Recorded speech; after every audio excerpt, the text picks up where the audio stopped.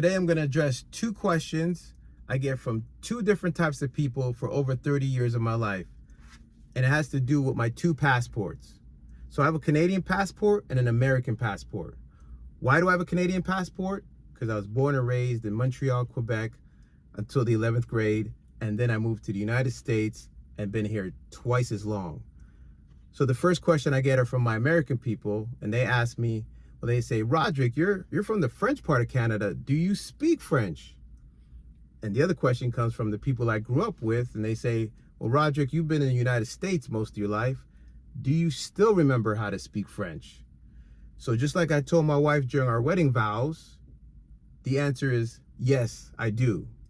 So today, I'm going to kill two birds with one stone and speak to you in French and recap from the day I was born to the day I came to the United States. And I'm going to try to do that under 90 seconds. So let's go. Bonjour tout le monde, mon nom c'est Rodrigue. Je suis né à Montréal en 1973, puis j'ai grandi en Fabreville-Laval avec ma mère et mon petit frère jusqu'à l'âge de 17 ans. J'allais à toutes les écoles anglais.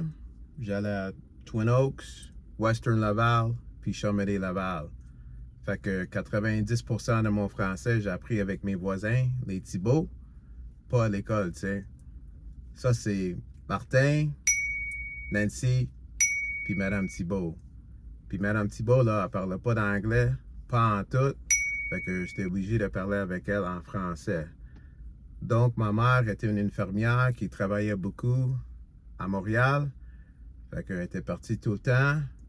J'ai passé beaucoup de temps chez les voisins avec Martin, puis avec mon ami Otis.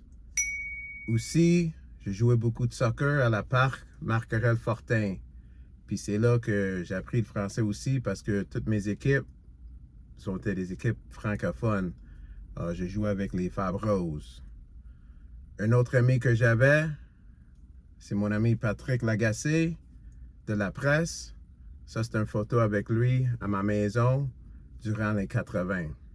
Après ça, en 1990, ma mère a vendu une maison, puis on a déménagé à l'États-Unis, en Floride, dans une petite ville qui s'appelle Oviedo. Ça, c'est à peu près 30 minutes de Orlando. Puis maintenant, ça fait 34 ans que j'habite ici. Puis malheureusement, je parle jamais en français. Fait que j'ai oublié beaucoup mon français. Puis j'ai perdu mon accent un peu. Mais quand même, moi, je trouve que c'est pas pire. Puis à cause de ça, j'ai décidé de retourner au Québec parce que je m'ennuie de parler avec mes amis puis les Québécois.